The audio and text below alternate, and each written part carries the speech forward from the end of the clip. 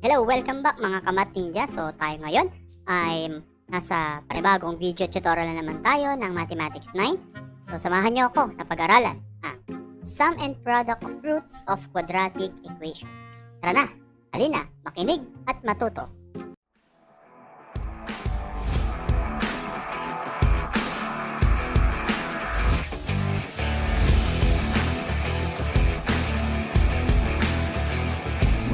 So nung nakaraang linggo napag-aralan natin kung ano yung nature of roots of a quadratic equation.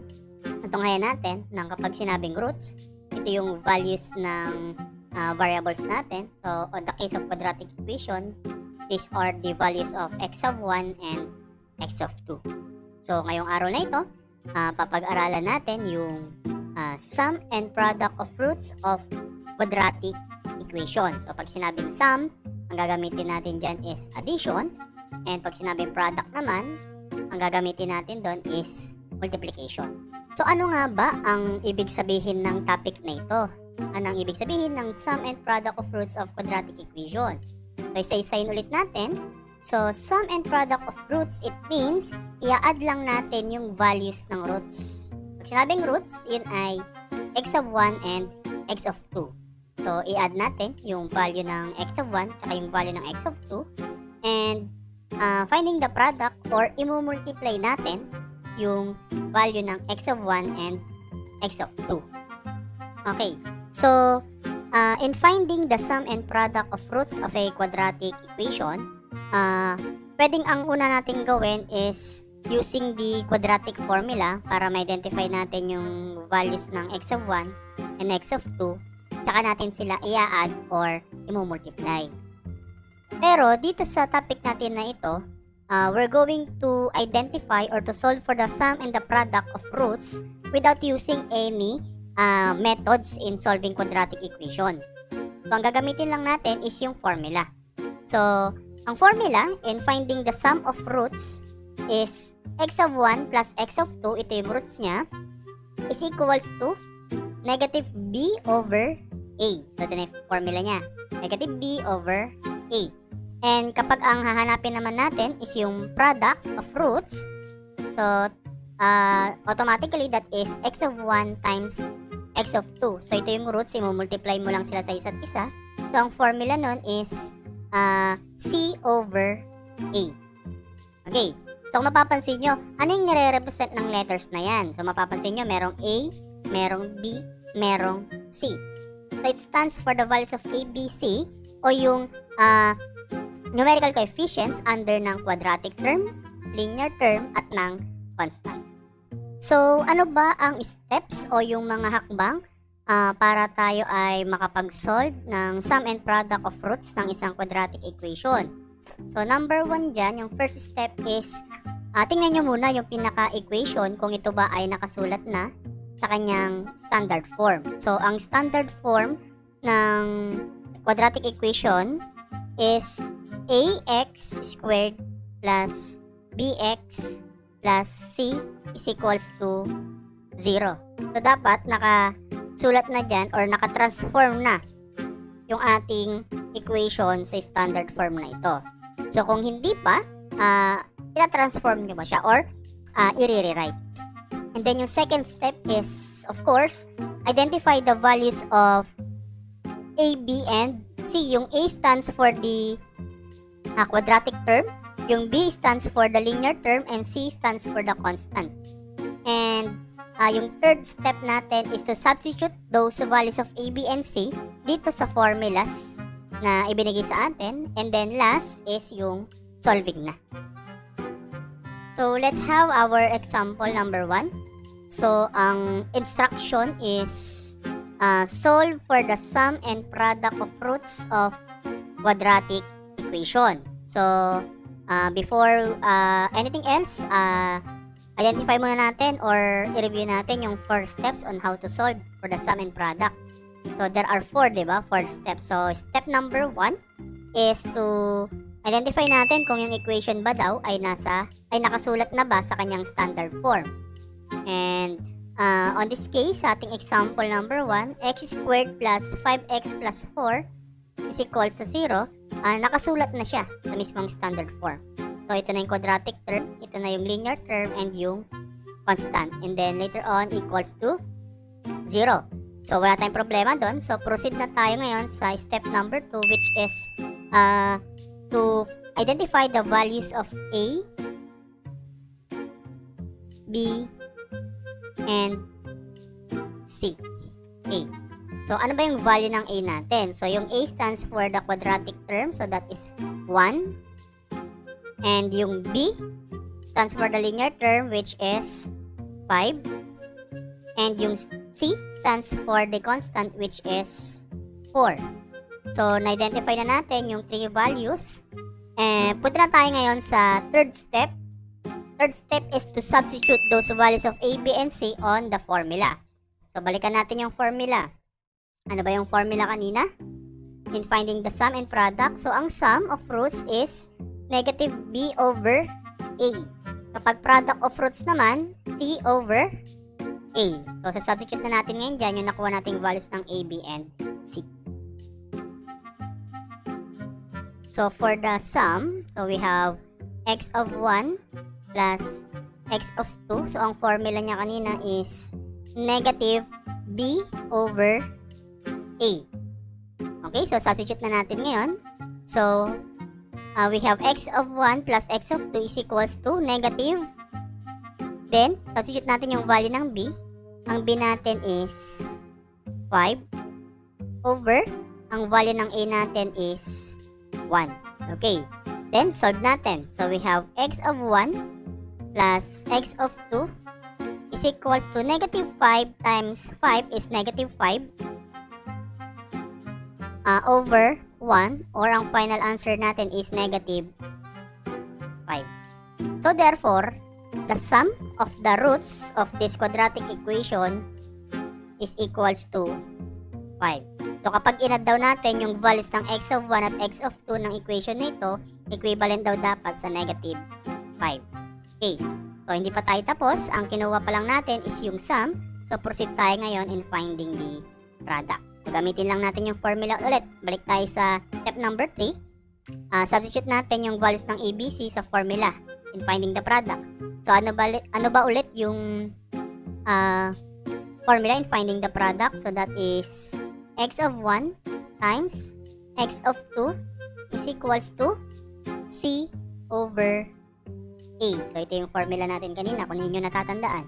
So, substitute lang natin. So, we have equals, ang value ng C is 4, then ang value ng A is 1.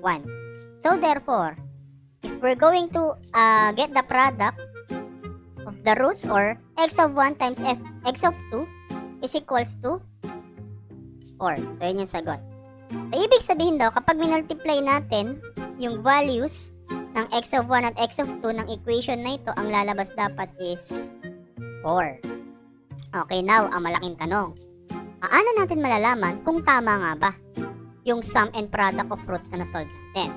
So, magkakaroon tayo ngayon ng tinatawag nating checking. Okay, so ito yung magiging checking natin. So, how to check? Syempre, para ma-check natin kung tama nga yung sum and product ng roots na kinuha natin kanina, hanapin natin talaga yung pinaka-roots o yung values ng x of 1 and x of 2. So, pinakamadaling pwedeng gawin is gamitin yung quadratic formula. So, ginamit ko dito, negative b plus and minus square root of b squared minus 4ac all over 2a. So, sinubstitute ko lang yung values ng a, b, and c, and then sinolve ko. So, ang value ng x of 1 is negative 1. Ang value ng x of 2 is negative 4. So, ito yung roots niya. Ngayon, yung value ng x of 1 na negative 1 at yung value ng x of 2 na negative 4 is substitute natin doon sa formula. Kapag kinukuha daw natin yung sum of roots, x of 1 plus x of 2. So, ang x of 1 natin is negative 1 plus ang x of 2 is negative 4. So, negative 1 plus negative 4, so that is equals to negative 5. So, kung mapapansin natin, yung sum ng roots na sinolve natin kanina is equals to negative 5. So, ibig sabihin, tama tayo dito. And then, sa product naman, sinubstitute ko lang din yung values ng x of 1 and x of 2 dito sa formula. x of 1 times x of 2. So, ang x of 1 is negative 1 times ang x of 2 is negative 4. So, negative 1 times negative 4 is equals to positive 4. So, kung mapapansin natin, dun sa nasolve natin kanina, ang product daw ng roots is positive 4. So, tama tayo dito. So, kung mapapansin nyo, without solving directly for the values of x of 1 and x of 2, na-identify agad natin kung ano nga ba yung magiging sum ng roots at product ng roots ng equation na ito. So, yun yung purpose ng topic na ito. Okay, so let's have example number 2. So, same pa rin yung ating direction. So, we're going to solve for the sum and product of roots of a quadratic equation. So, equation number 2 tayo. We have 6x squared plus 12x minus 18 is equals to 0. So, first things first step, check natin kung naka-standard form na ba itong equation na ito. Yes, naka-standard form na nga siya kasi nasa unahan na yung quadratic term. Sinundan ito ng linear term followed by constant term. So, identify na natin. Second step, identify the values of A, B, and C. So, ano yung A natin? So, that is 6. Ang B is 12. Ang C naman is negative 18. Okay? So, third step na tayo. So, substitute the values of A, B, and C doon sa formula. So, ito yung formula in getting the sum of the roots. Ito naman yung formula in getting the product of the roots. So, substitute na natin. So, we have x of 1 plus x of 2 is equals to negative, ano yung value ng B? That is 12 over, ang value ng A is 6. So, that will be equals to negative times 12 is negative 12 divided by 6. So, magiging negative 12 agad yan over 6. So, the final answer or the sum of the product would be negative 12 divided by 6 is negative 2. So, ito yung sum. Okay? Then, next, punta na tayo ngayon sa product. So, ito yung formula. We have x of 1 times x of 2 is equals to C over A. Okay, so substitute lang natin yung values ng C and A. So, ang C daw is negative 18 over, ang A is 6. Sulat ko lang to, x of 1 times x of 2. And then, simplify na natin. So, we have x of 1 times x of 2 is equals to negative 18 divided by 6. That is negative 3. So, yan daw yung product ng roots. Okay? Okay, so check natin ngayon kung tama yung na-compute nating sum and product of roots ng equation na ito. So, ang ginawa ko, ginamit ko lang yung quadratic formula para makuha ko yung values ng x of 1 and x of 2. So, sinubstitute ko lang yung values ng A, B, and C. So, pwede nyong i-post para ma-check nyo kung tama yung ating checking. So, ang kinalabasan, ang value ng x of 1 natin is 1. Ang value ng x of 2 is negative 3. So, ito na yung x of 1, x of 2. So, try natin siyang i-check gamit yung formula in getting the sum and product. So, kapag sum daw, i-add lang yung x of 1 and x of 2. So, magiging 1 plus, ang x of 2 natin is negative 3. So, 1 plus negative 3 is negative 2. So, kung mapapansin natin, ang nakuha natin kanina sa formula na ginamit natin is negative 2. So, tama tayo dito. Okay? Next, yung product naman is imumultiply lang natin yung x of 1 at x of 2. So, magiging 1 times negative 3. The answer is negative 3. So, doon sa sinolve natin kanina, the product is negative 3. So, meaning, tama yung ating sinolve kanina. Okay? Okay, so let's have example number 3. So, same on direction. Solve for the sum and product of roots of a quadratic equation. So, ang ating equation number 3 is 2x squared minus 5x plus 3 is equals to 0. Okay, step number 1, identify natin kung naka-standard form. Kung mapapansin natin, yes, naka-standard form na nga siya. Bakit? Nasa unahan na yung quadratic term, followed by linear term, and the last is the constant term. Okay, step number 2 tayo. Identify the values of A, B, and C. So, ang value ng A natin is 2. Ang value ng B is negative 5. Ang value naman ng C is 3. Okay. So, solve na natin yung sum ng roots gamit yung formula na ito. So, we have x of 1 plus x of 2 is equals to negative. Ang B is negative 5. So, ihiwalay mo yung negative sign ng 5 kasi kasama na siya. Ihiwalay mo doon sa negative symbol ng mismong formula. All over or over, ang A natin is 2. Okay, so what is the final answer? So, the sum is negative times negative 5. So, alam naman natin, operations on integers. So, kapag binumultiply natin is both negative, so the sign of the product must be positive. So, the answer is positive 5 over 2. Okay, so kung mapapansin nyo, fraction siya. Hindi na natin siya malo-lowest term kasi yan na yung kanyang lowest term. Pwede rin naman siyang i-convert into mixed number or decimal, pero mas preferred ko na into this kind of form na. Okay, so nakuha na natin yung sum. So, kukunin naman natin ngayon yung product ng roots ng equation na ito. So, we have x of 1 times x of 2 is equals to, ang value ng C is 3, and yung value ng A is 2. Okay, so 3 over 2, or 3 divided by 2, magiging decimal na. So, mapapansin nyo, that is a fraction na rin. So, I will prefer na ito na yung ating magiging final answer kasi naka-lowest term naman na siya. Okay? So, let's do the checking. Okay, so checking tayo. So, ganun lang din ang ginawa kong checking. Gumamit ako ng walang kamatayang quadratic formula. Then, sinubstitute ko lang yung values ng A, B, and C.